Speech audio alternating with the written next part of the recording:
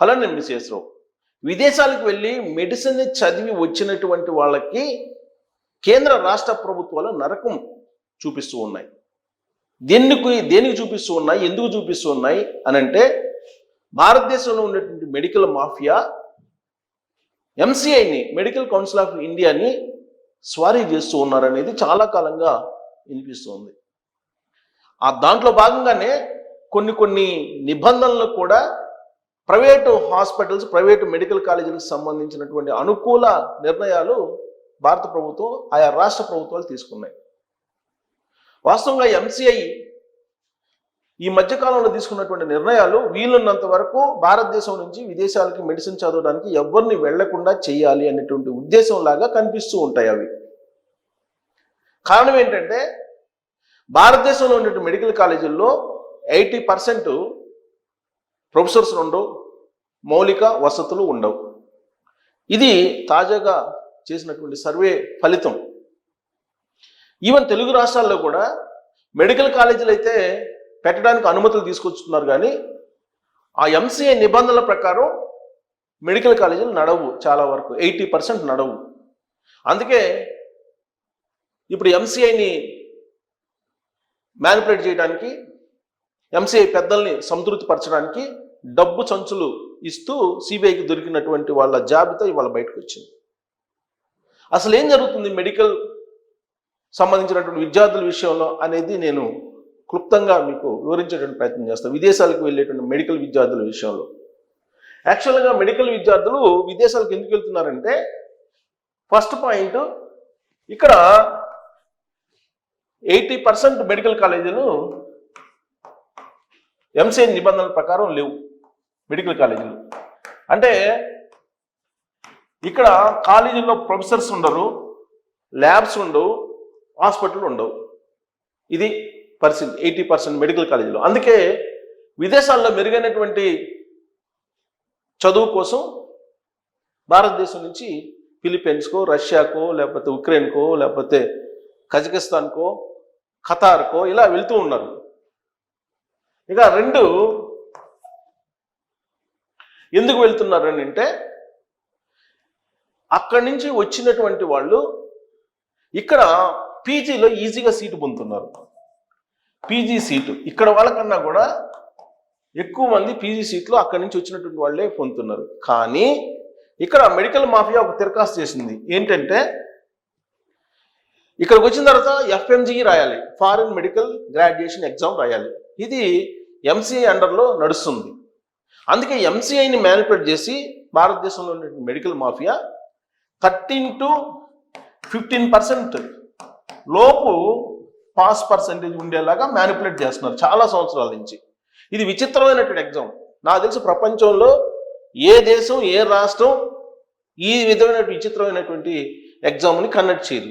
ఏ వ్యవస్థ కూడా దీన్ని ప్రశ్నించడానికి కూడా లేదు. ఎందుకనంటే, ఇది పెట్టేటువంటి ఎగ్జామ్ వచ్చినటువంటి రిజల్ట్ జనరల్గా ఏం చేస్తారు, మన నీట్ పెడతారు. నీట్ పెట్టినప్పుడు ఏం చేస్తారు, కీ విడుదల చేస్తారు. తర్వాత ఒకవేళ అబ్జెక్షన్స్ ఉంటే కనుక అబ్జెక్షన్ రైజ్ చేసుకోవచ్చు. రీచెకింగ్ ఉంటుంది, రీవాల్యుయేషన్ కూడా ఉంటుంది, రీచెకింగ్ ఉంటుంది, రీకౌంటింగ్ కూడా ఉంటుంది. కానీ దీనికి ఎఫ్ఎంజీఈ ఎగ్జామ్కి ఫారిన్ మెడికల్ గ్రాడ్యుయేషన్ ఎగ్జామ్, దీనికి ఏం అడగటం లేదు. వాళ్ళు ఇచ్చినట్టు మార్కులు అంతే. వాళ్ళు క్వాలిఫై చేస్తే చేసినట్టు, లేదంటే లేదు. సంవత్సరానికి 2 సార్లు ఎగ్జామ్ పెడతారు ఎఫ్ఎంజీఈ. దీంట్లో సుమారు 30 నుంచి 40 మంది పార్టిసిపేట్ చేస్తారు. ఈ మధ్యకాలంలో అది 60,000కి చేరింది అంటున్నారు. వాళ్ళల్లో 13 to 15% కన్నా పాస్ పర్సెంటేజ్ ఉండదు. మొత్తం 300 మార్కులకి 150 రావాలి. వస్తాయి 150 మార్కులు, కానీ ఈ పర్సెంటేజ్ కన్నా ఎక్కువ పాస్ కానివారు. ఇది మెడికల్ మాఫియా చేసే పని. అంటే ఫారిన్ కంట్రీకి వెళ్లకుండా అడ్డుకునేదానికి. ఎందుకు వెళ్తారు ఫారిన్ కంట్రీకి అంటే, 80% మన దేశంలో ఉండేటువంటి కాలేజీల్లో మౌలిక వసతులు కానీ, ప్రొఫెసర్స్ కానీ, హాస్పిటల్స్ కానీ లేవు. అందుకని వెళ్తారు. వాళ్ళు వెళితే మెడికల్ అక్కడ విదేశాలకు వెళ్ళి చదువుకొని వస్తే ఎన్ని ఇబ్బందులు ఉంటాయో తెలియజేసేలాగా మెడికల్ మాఫియా ఇప్పుడు రకరకాల మ్యానిపులేషన్ చేస్తుంది. ఎందుకు, ఇక్కడ ఉన్నటువంటి కాలేజీల్లో వసతులు లేకపోయినప్పటికీ, ఆసుపత్రులు లేకపోయినప్పటికీ, ప్రొఫెసర్లు లేకపోయినప్పటికీ అక్కడ సీట్లు ఫిలప్ కావాలి. విదేశాలకు వెళ్తే ఇక్కడ సీట్లు ఫిలప్ కావు కదా. సీట్లు ఖాళీ అవుతాయి. అందుకని ప్రైవేట్ మెడికల్ కాలేజీల మాఫియా ఇదంతా చేస్తూ ఉంది. 4, సరే ఇంత 10 నుంచి 13%, 13 నుంచి 15% పాస్ పర్సెంటేజ్లో పాస్ అవుతారు అనుకోండి. పాస్ అయిన తర్వాత ఏ దేశంలోనైనా ఈ సిస్టమ్ ఉండదు. పాస్ అయిన తర్వాత యాక్చువల్గా అక్కడ విదేశాల్లో హౌస్ సర్జన్ చేసి వస్తారు. ఈ హౌస్ సర్జన్ చేసి వచ్చిన తర్వాత మళ్ళీ ఇక్కడ హౌస్ సర్జన్ చేయాలి అనేటువంటిది ఒక రూల్ పెట్టారు. ఆ రూలు భారతదేశ వ్యాప్తంగా ఉందా అంటే లేదు. ఇప్పుడు మనకి తెలంగాణ తీసుకుంటే తెలంగాణలో 1 ఇయర్ పెట్టారు. ఇప్పుడు ఇంతకు ముందు అసలు 1 ఇయర్ కూడా లేకుండా కూడా ఇచ్చారు. ఇక్కడ స్టేట్ మెడికల్ కౌన్సిల్లో వాళ్ళకి లైసెన్స్ ఇచ్చారు ఈ ఎగ్జామ్ పాస్ అయినటువంటి వాళ్ళకి.